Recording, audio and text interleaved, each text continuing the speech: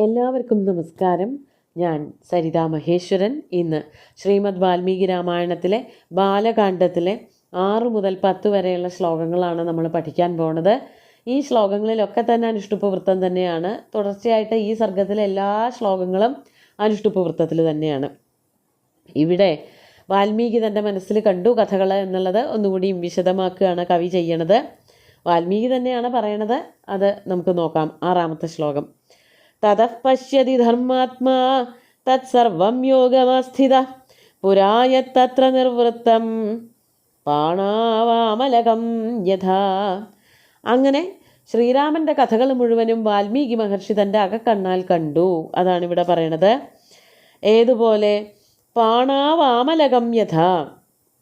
പാണവു പാണിയിൽ, ആമലകം, ആമലകം എന്ന് പറഞ്ഞാൽ നെല്ലിക്ക, കയ്യിൻ്റെ ഉള്ളനടിയിൽ വെച്ചതായിട്ടുള്ള നെല്ലിക്ക. പാണാവാമലകം എന്ന് പറയുന്നത് നമ്മൾ മറ്റൊരു രീതിയിൽ പറയാറുണ്ട്, കരതലാമലകം, കയ്യിൻ്റെ ഉള്ളിൽ വെച്ചിരിക്കുന്നതായ നെല്ലിക്ക. എന്താണ് ഈ കയ്യിൻ്റെ ഉള്ളിൽ വെച്ചിരിക്കുന്നതായ നെല്ലിക്കയ്ക്ക് ഇത്ര പ്രാധാന്യമുള്ളത്? പ്രത്യേകിച്ചൊന്നുമില്ല, അത് കൈവശമാണ്. ആ ഒരു നെല്ലിക്ക എടുത്ത് തിന്നണം എന്ന് തോന്നുന്നുണ്ടെങ്കിൽ, കടിക്കണമെന്ന് തോന്നുന്നുണ്ടെങ്കിൽ എടുത്ത് കടിക്കേ വേണ്ടു, കയ്യിൻ്റെ ഉള്ളനടിയിലുണ്ട്. വേറെ എവിടെയെങ്കിലും വെച്ചതായിട്ടുള്ള നെല്ലിക്കയാണെന്നുണ്ടെങ്കിൽ നമുക്ക് അത് കിട്ടാൻ പ്രയാസവും. അതല്ലെങ്കിൽ വേറെ ആരുടെയെങ്കിലും കയ്യിലാണെങ്കിൽ അത് ചോദിച്ച് മേടിക്കണം. ഇത് അവരവരുടെ ഉള്ളം കയ്യിലുള്ളത് കൊണ്ട് വേറെ ആരെയും ബോധ്യപ്പെടുത്തേണ്ട കാര്യമില്ല. അതുപോലെ ആ കഥ, രാമായണ കഥ മുഴുവനും ഉള്ളിലിങ്ങനെ തെളിഞ്ഞു വന്നു. അതാണ് പാണവു ആമലകം യഥ. കയ്യിൻ്റെ ഉള്ളനടിയിൽ, ഉള്ളം കയ്യിൽ വെച്ചതായ നെല്ലിക്ക പോലെ എല്ലാ കഥകളും വാൽമീകിയുടെ മനസ്സിൽ ഉള്ളിൽ കാണാൻ തുടങ്ങി. പുരായത് തത്ര നിർവൃത്തം. പണ്ട് എന്തൊക്കെയാണോ ആ അയോധ്യ രാജ്യത്ത് സംഭവിച്ചത്, തത്സർവം, അത് മുഴുവനും തന്നെ വാൽമീകി മഹർഷി എന്ത് ചെയ്തു? ധർമാത്മാ തത്സർവം യോഗം ആസ്ഥിത തതഃ പശ്യതി. ധർമാത്മാവായിട്ടുള്ള ആ മഹാമുനി യോഗാവസ്ഥയെ പ്രാപിച്ചിട്ട് ആ ദർഭയിലിരുന്നു എന്ന് കഴിഞ്ഞ ദിവസം പറഞ്ഞല്ലോ. ദർഭയിലിരുന്നു കൊണ്ട് യോഗചര്യയിലേർപ്പെട്ടു, യോഗാസനത്തിലിരുന്നു കൊണ്ട് ആ കഥ മുഴുവനും മനസ്സിലാക്കിയെടുത്തു. അതാണ് യോഗമാസ്ഥിത തത്സർവം തതഃ പശ്യതി. അതിനുശേഷം ആ കഥകൾ മുഴുവനും കണ്ണാടിയിൽ ഇങ്ങനെ തെളിഞ്ഞ് കാണണത് പോലെ കണ്ടു എന്നാണ് ഇവിടെ വർണ്ണിച്ചിരിക്കുന്നത്. അപ്പോൾ ഇനി എന്തൊക്കെയാണ് സംഭവിച്ചത് എന്നുള്ള കാര്യത്തിൽ ഒന്ന് കഴിഞ്ഞാൽ ഒന്ന് എന്താണെന്നുള്ളതൊന്നും വാൽമീകിക്ക് യാതൊരു സംശയവും ഇല്ലാതെയായി. അത് മുഴുവനും ഉള്ളിലിങ്ങനെ തെളിഞ്ഞു കാണുകയായിരുന്നു എന്നർത്ഥം. നമുക്ക് 7ാമത്തെ ശ്ലോകം നോക്കാം. തത്സർവം തത്വതോ ദൃഷ്ട്വാ ധർമ്മേണ സമഹാമതി അഭിരാമസ്യ രാമസ്യ തത്സർവം കർത്തുമുദ്യത. ഈ ശ്ലോകത്തിൻ്റെയൊക്കെ അർത്ഥം വളരെ ആവർത്തന സ്വഭാവമുള്ളത് കൊണ്ട് ലീലാവതി ടീച്ചർക്ക് ഒരു വാക്യം കൊണ്ടാണ് പറഞ്ഞു വച്ചിരിക്കുന്നത്. തത്സർവം തത്വതോ ദൃഷ്ട്വാ ധർമ്മേണ സമഹാമതി എന്നുള്ളതൊക്കെ മുമ്പേ പറഞ്ഞ കാര്യങ്ങൾ തന്നെയാണ്. മഹാമതിയായിട്ടുള്ള, വിശാലമനസ്കനായിട്ടുള്ള, നല്ല ബുദ്ധിമാനായിട്ടുള്ള ആ രാമൻ്റെ കഥ പറയാൻ പുറപ്പെടുന്നവനായ വാൽമീകി മഹർഷിയാൽ ധർമ്മത്തോടു കൂടി മാത്രമേ ആ കഥകളെയൊക്കെ നോക്കിക്കാണാനും ഉദ്ദേശിക്കുന്നുള്ളൂ. അപ്പോൾ ശ്രീരാമൻ്റെ കഥകൾ അത് പറഞ്ഞു കൊടുക്കാൻ വേണ്ടിയിട്ട്, എഴുതാൻ വേണ്ടി ഉദ്ദേശിക്കുന്ന ആ കവിയാൽ, അല്ലെങ്കിൽ ആ കവി സ മഹാമതി എന്ത് ചെയ്തു? തത്സർവം തത്വതോ ദൃഷ്ട്വ, ആ കഥ മുഴുവനും മനസ്സിലാക്കിയിട്ട്, ആദ്യന്തം മനസ്സിലാക്കിയിട്ട് അഭിരാമസ്യ രാമസ്യ തത്സർവം കർത്തുമുദ്യത. വീണ്ടും പറയാണ്, അഭിരാമനായിട്ടുള്ള, ജഗദഭിരാമനായിട്ടുള്ള, ലോകാഭിരാമനായിട്ടുള്ള രാമൻ്റെ കഥ പറയാൻ ആരംഭിച്ചു. കർത്തും ഉദ്യത, അത് ആ രാമൻ്റെ കഥകൾ മുഴുവനും പറയാനായിട്ട് പുറപ്പെടുകയാണ് ചെയ്യണത്. അതൊരു ആവർത്തനം, നല്ലോണം ആവർത്തനം വരുന്നതായിട്ടുള്ളൊരു ശ്ലോകമാണ്.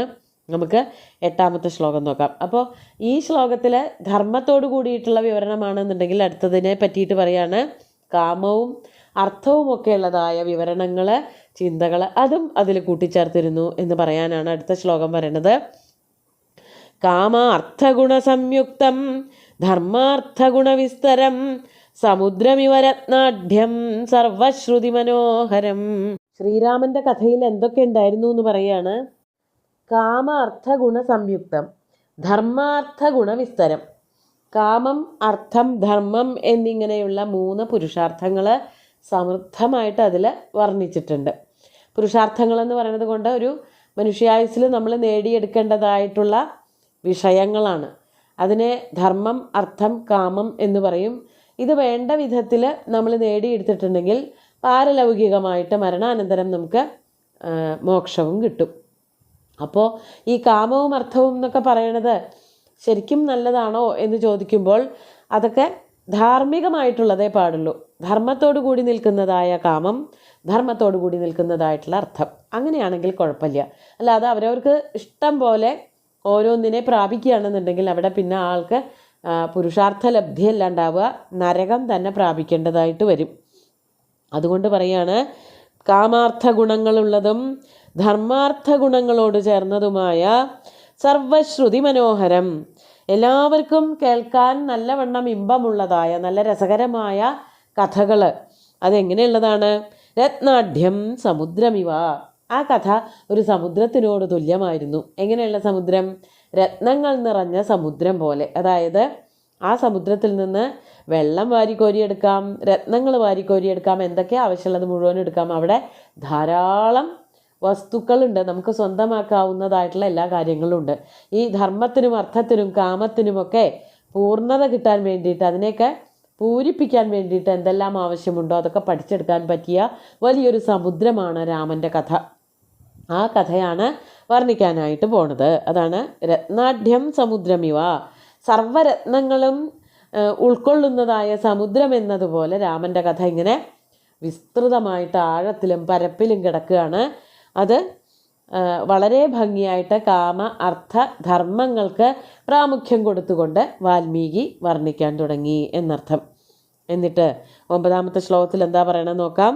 സയഥാ കഥിതം പൂർവം നാരദേന മഹാത്മന രഘുവംശസ്യ ചരിതം ചകാര ഭഗവാൻ മുനി.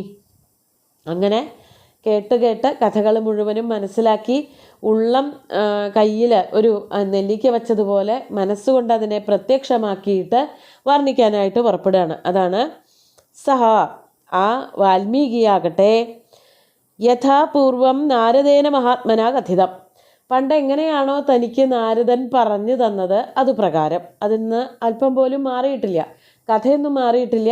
അതിൽ വൈകാരിക തലങ്ങൾ, ഭാവങ്ങൾ, രസങ്ങൾ അതൊക്കെ കൂട്ടിച്ചേർത്തു എന്ന് മാത്രമേ ഉള്ളൂ. അതൊക്കെ എങ്ങനെയാണ് വേണ്ടതെന്നുള്ളതാണ് ആലോചിച്ചെടുത്തത്. അതാണ് നാരദേന, മഹാത്മാവായിട്ടുള്ള നാരദനാൽ എപ്രകാരമാണോ പറഞ്ഞു കൊടുത്തത് അപ്രകാരം തന്നെ. മഹാത്മനാ നാരദേന പൂർവം യഥാകഥിതം തദ്വത് തഥാ, അപ്രകാരം തന്നെ രഘുവംശസ്യ ചരിതം ഭഗവാൻ മുനി ചകാര, അപ്രകാരം തന്നെ രഘുവംശത്തിൻ്റെ എന്ന് പറഞ്ഞാൽ രഘുവംശത്തിലെ എല്ലാ രാജാക്കന്മാരും ഒന്നുമില്ല, രാമൻ്റെ കഥ മാത്രമേ ഇവിടെ രാമായണത്തിൽ കാണാനുള്ളൂ.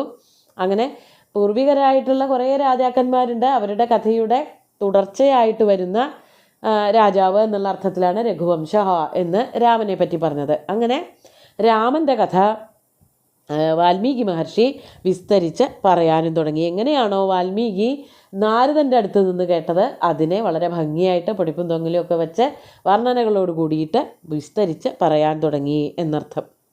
നമുക്ക് 10ാമത്തെ ശ്ലോകം കൂടി നോക്കാം.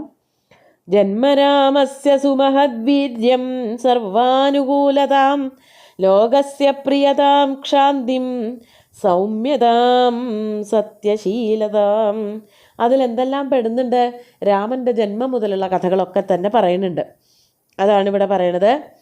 ജന്മ രാമസ്യ, രാമൻ്റെ ജനനം അതെങ്ങനെയുള്ളതായിരുന്നു? സുമഹദ്വീര്യം സർവാനുകൂലതാം. രാമൻ്റെ ജന്മം തന്നെ ദേവന്മാരൊക്കെ ആവശ്യപ്പെട്ടിട്ട് ജനിച്ചതാണ്. അതുപോലെ തന്നെ വളരെ വീരശൂര പരാക്രമിയായിട്ടുള്ളൊരു രാജകുമാരനായിട്ടാണ് ജനിച്ചിരിക്കുന്നത്. അതാണ് അദ്ദേഹത്തിൻ്റെ ശ്രേഷ്ഠമായിട്ടുള്ള ഏറ്റവും പരാക്രമിത അല്ലെങ്കിൽ വീര്യം. അതുപോലെ തന്നെ സർവാനുകൂലത, എല്ലാവരും ശ്രീരാമനോട് കൂടിയാണ് നിൽക്കുന്നത്. അനുകൂലമായിട്ടുള്ളൊരവസ്ഥ, രാജാക്കന്മാർ പ്രജകളൊക്കെ രാമനോട് കൂടിയാണ്, രാമൻ്റെ ഗുണഗണങ്ങളോട് ചേർന്നാണ് നിൽക്കുന്നത്. അതാണ് സർവാനുകൂലത എന്ന് പറയുന്നത്. രാമൻ്റെ ജന്മം, മഹത്തായിട്ടുള്ള വീര്യം, എല്ലാവരും നൽകുന്നതായിട്ടുള്ള അനുകൂലത അല്ലെങ്കിൽ ആനുകൂല്യം. ആനുകൂല്യം എന്നുള്ളത് കൊണ്ട് വെറുതെ സൗജന്യമായിട്ട് കൊടുക്കുക എന്നല്ല, അങ്ങനെയല്ല അർത്ഥം.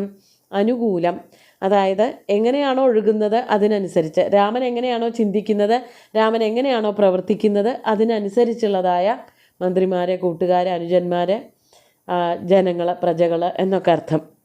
അങ്ങനെയുള്ളൊരവസ്ഥ. അതുപോലെ തന്നെ ലോകസ്യ പ്രിയത, ക്ഷാന്തി, സൗമ്യത, സത്യശീലത, ഇതിനെ പറ്റിയിട്ടൊക്കെയാണ് വർണ്ണിക്കാൻ പോകുന്നത്. അതുകൊണ്ടാണ് അവിടെയൊക്കെ ദ്വിതീയ വിഭക്തിയിൽ പറഞ്ഞത് ലോകസ്യ പ്രിയത, ലോകങ്ങൾക്കൊക്കെ പ്രിയനായിരിക്കുന്ന അവസ്ഥയാണ് രാമനുള്ളത്. ക്ഷാന്തി, ക്ഷാന്തി എന്ന് പറഞ്ഞാൽ ക്ഷമ, അല്ലെങ്കിൽ എല്ലാം അനുഭവിക്കാനുള്ള, എല്ലാം തൻ്റെ ഇടത്തോടു കൂടി നേരിടാനുള്ളതായിട്ടുള്ള ചങ്കൂറ്റം, അതായത് മനസ്സിൻ്റെ ആ ദൃഢനിശ്ചയം, അതാണ് ക്ഷാന്തി. കാ ക്ഷാന്തി ത്വതിതരാംശജാനാം എന്ന് പറയുന്നുണ്ട് ദുർവാസാവിനെ പറ്റിയിട്ട്. മേൽപ്പത്തൂർ പറയണതാണ്, അങ്ങയുടെ ആ ശരീരത്തിൽ നിന്നല്ലാതെ ജനിച്ചവർക്ക് ആർക്കാണ് സഹനശക്തിയുള്ളത്? പെട്ടെന്ന് തന്നെ ദേഷ്യവും ക്രോധവും ഒക്കെ വന്നിട്ട് ശപിച്ചു കളയുന്ന ഒരാളായിരുന്നു ദുർവാസാവ്. ദുർവാസാവ് ശിവൻ്റെ തേജസ്സിൽ നിന്ന് ജനിച്ചവനാണ് എന്നുള്ളത് കൊണ്ടാണ് അവിടെ സമുദ്രമഥനം, പാലാഴി മഥനം കഥയിലാണ് അതവിടെ പറയണത്. ഇതര ദേവതാംശജാനാം, ഇതര ദേവന്മാരിൽ നിന്നും ജനിച്ച ആർക്കാണ് ക്ഷാന്തിയുള്ളത്? അതായത് ശിവനിൽ നിന്ന് ജന്മം കൊണ്ട ദുർവാസാവിന് ക്ഷാന്തി, ക്ഷമ, എല്ലാത്തിനെയും നേരിടാനുള്ള ചങ്കൂറ്റം ഒന്നും ഇല്ല എന്നർത്ഥം. അതുകൊണ്ടാണല്ലോ ദേവന്മാരെയൊക്കെ ശപിച്ചത് എന്ന് പറയാനാണ് പുറപ്പെടുന്നത്. അതാണ് ഇവിടെ പറയുന്നത്. എല്ലാ ജനങ്ങൾക്കും ശ്രീരാമനോട് തോന്നുന്നതായ പ്രിയം, അതുപോലെ തന്നെ ശ്രീരാമൻ്റെ ഒരു ക്ഷാന്തി, ക്ഷമ, ധൈര്യം, സ്ഥൈര്യം, അതൊക്കെ, അതുപോലെ സൗമ്യത, എല്ലാവരോടും വളരെ സൗമ്യമായിട്ടുള്ള പെരുമാറ്റം, സത്യശീലത, സത്യസന്ധത്വം, എല്ലായ്പ്പോഴും സത്യമേ പറയൂ.